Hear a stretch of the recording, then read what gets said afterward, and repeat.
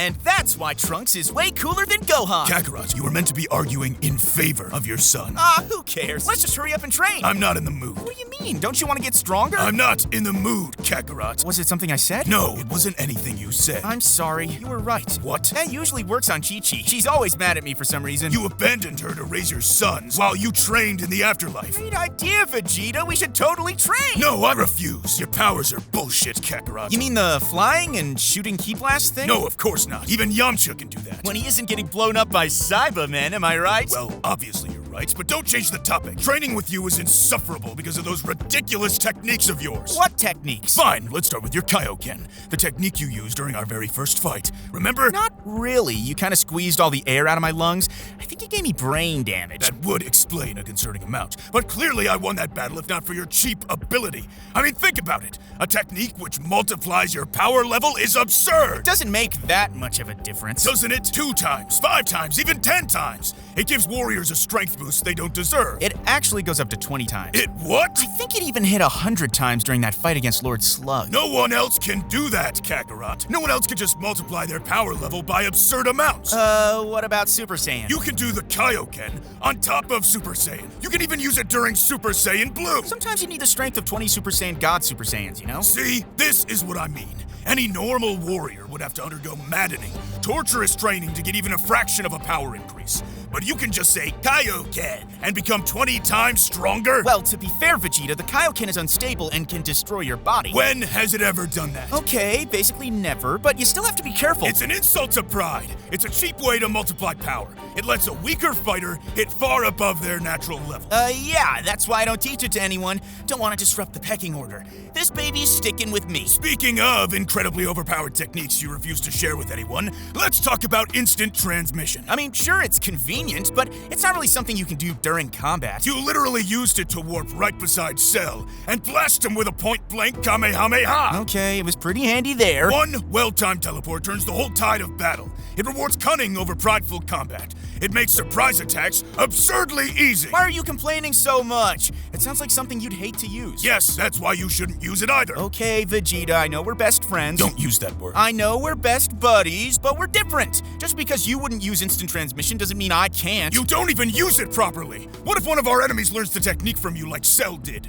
They would become untouchable. They could escape bad positions instantly, turn defense into a joke, avoid the consequences of being injured or outmatched. Well, I'd probably just use the Kaioken times 20 because it multiplies my speed, too. It what? You can't deny it's really handy, Vegeta. It lets us teleport halfway across the galaxy. It lets you teleport halfway across the galaxy. You refuse to teach it to anyone. Well, flying around the place keeps everybody's energy up, right? Oh, you're very interested in everyone's energy, aren't you, Kakarot? Well, sure. Everybody else's always feels kind of small compared to mine. Even yours now that I think about it. Have you considered that's because you're stealing it for your spirit bomb? Huh? That's not how the spirit bomb works. Isn't it? Everybody, put your arms up. Give me your energy. How is that fair? It works because people share their energy willingly.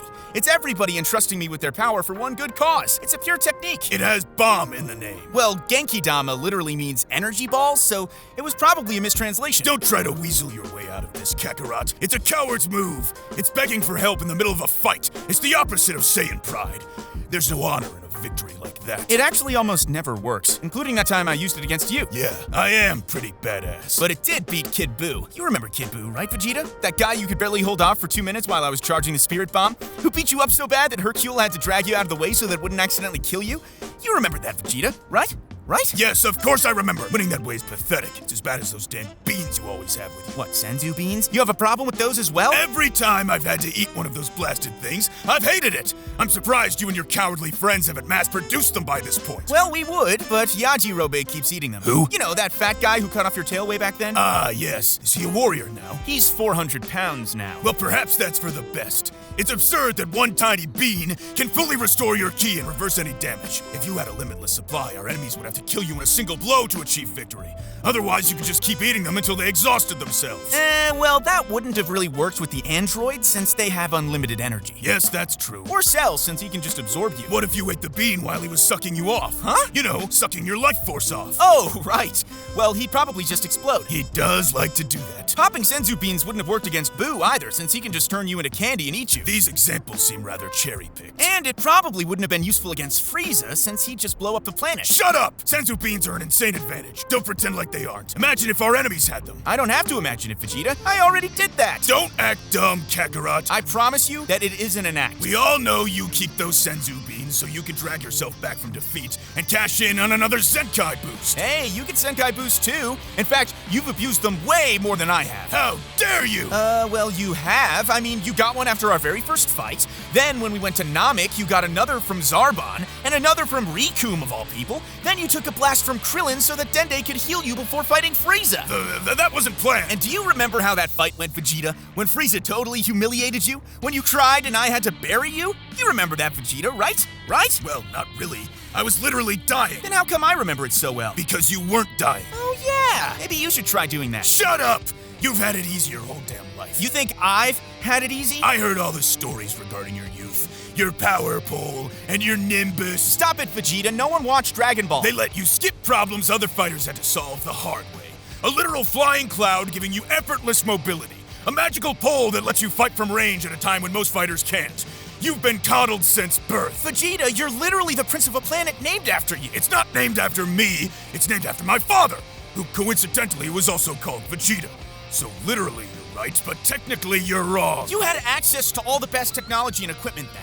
And the same's true now. You married the richest person on the planet. That's a gross exaggeration. The Capsule Corp family's an industrial empire. Bulma's worth 5 trillion zenny. It's just money, Kakarot. It's not a magical flying cloud. Yeah, it's money which pays for spaceships, healing tanks, armor. Everyone knows my armor's useless. Not to mention you also have access to time machines, like the one future Trunks used. You want to talk about crazy advantages? You can literally go back in time. You manipulate time too in your hyperbolic time chamber, which is another privilege for you to drastically increase your power level. I was only in there once. You've been in there twice. 5 times if we count Dragon Ball Super. Yeah, well, you still had your life handed to you. If anything goes wrong, you can just summon a magic dragon to grant your wish. If you hate Earth so much, why don't you just wish for planet Vegeta back? If you're so pure-hearted, why don't you just wish for your brother back? I have a brother? This is a waste of my time. That's because you're wrong, Vegeta.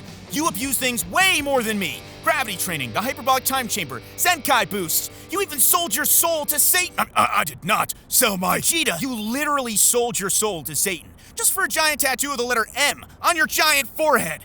I was embarrassed to be seen with you. That's it. I'm leaving. Ah, come on. I was just teasing. I still want to train with you. I promise not to use any of those techniques you mentioned. Apart from 20 times Kaioken, obviously. I'm training with Trunks. I wish I could train with Trunks. Hi, Dad! Leave, Gohan! Leave! Goku's techniques are OP, but the real problem is scaling. I went through his power levels on Patreon and it completely falls apart. Like, the numbers get so big, they literally stop making sense. I tracked Goku from the Star of Z all the way up to Ultra Instinct and it's just stupid. The full breakdown is on Patreon right now. Thanks for watching.